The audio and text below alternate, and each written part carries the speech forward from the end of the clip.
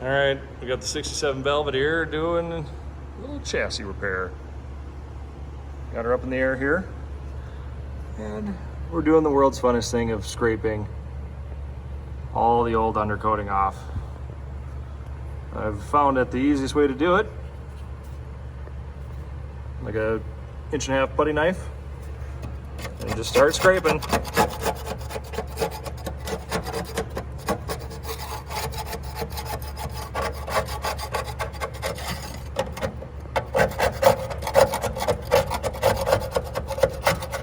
Yeah,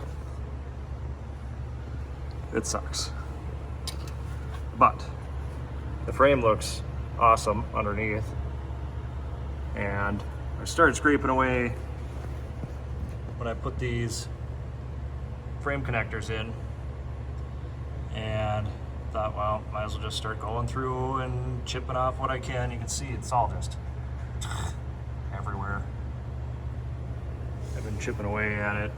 I figure if I keep at it, it'll only take me about 3 weeks. You can see where I did some frame repair back there. Didn't really finish it, I see. Might have to address that.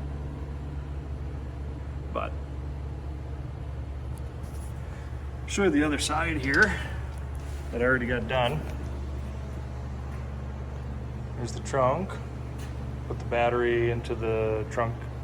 Really cleaned up the engine bay a lot. That's what I scraped off the other side, along with a nice house.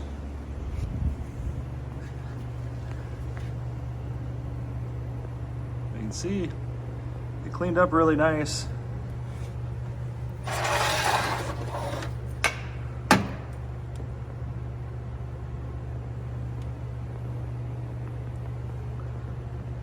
Once I scraped it all down, I hit it with a wire brush, cleaned it all up the best I could. You can see there, cut a panel out of there. I'm gonna re-weld some new steel in there.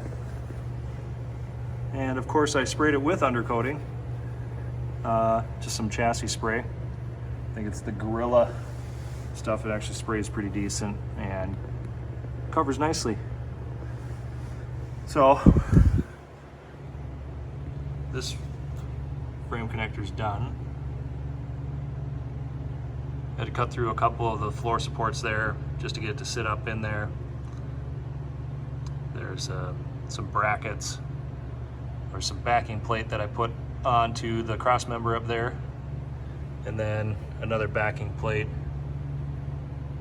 You can see it just right here on the whole front of this frame rail, just to give it some more rigidity.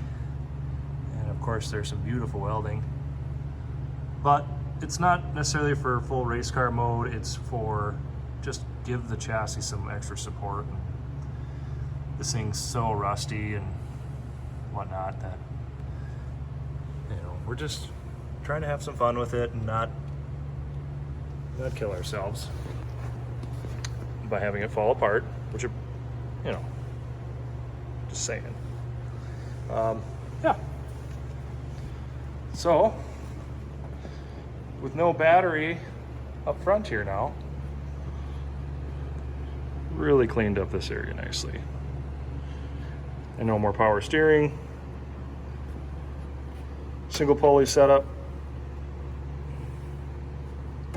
Radiator. New master cylinder for disc brakes up front. We did QA1 upper and lower and strut rod. So this year's been more focused on getting it safe. We got her back on the road last year. Now let's make it safe. We actually put some seat belts in it.